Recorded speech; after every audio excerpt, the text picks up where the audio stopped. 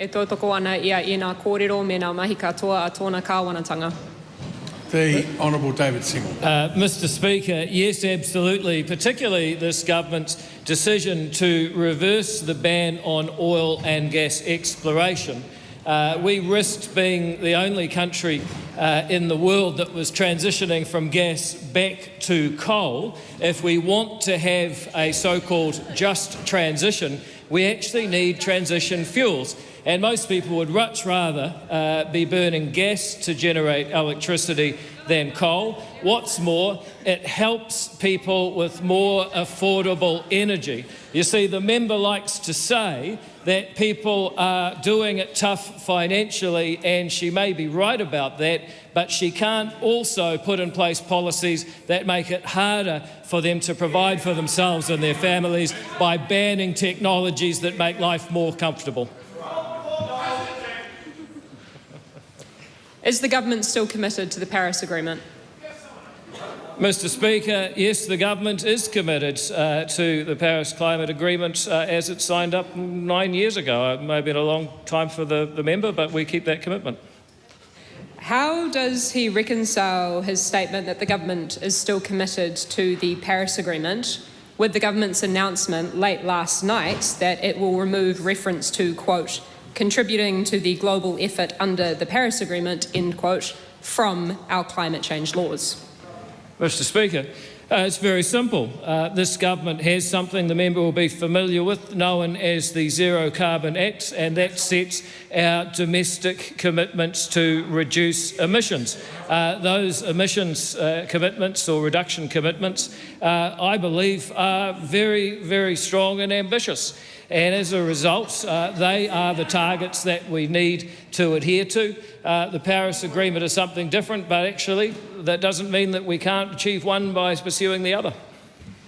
Can he name just one individual or group externally from the government who the government consulted with, who supports the changes that were announced late last night to weaken our climate change laws? Mr Speaker, yes, in answer to the member's question, I certainly can, but having the capability doesn't mean that I will, because, you see, there's a tone in this member's questions, the one that chants things like from the river to the sea, that makes people unwilling to be identified and be able to share their views. So that's why I'm not going to participate in her doxing and outing of people who have different views, and so I could name them, but I'm not going to. Look, if there's going to be just a question, then a barrage as the answer comes. Not much point in continuing with the question. Close forward.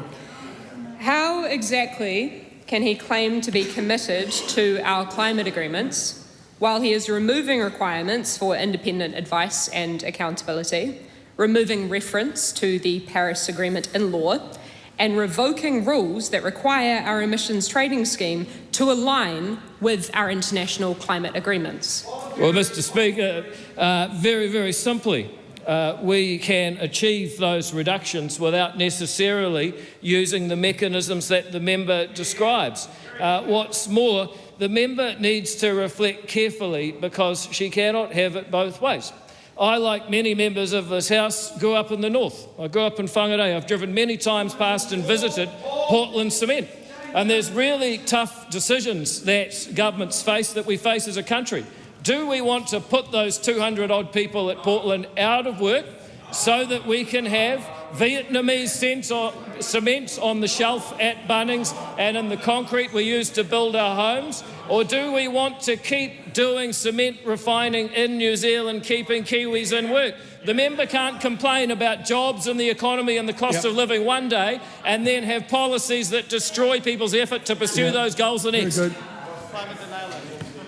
Is he aware that it is entirely feasible to create good green jobs in a sustainable economy, such as proposed by the Green Party in our green budget and industrial strategy? Mr Speaker. Well, in so much as the Prime Minister has responsibility for... Mr Speaker, I seek your...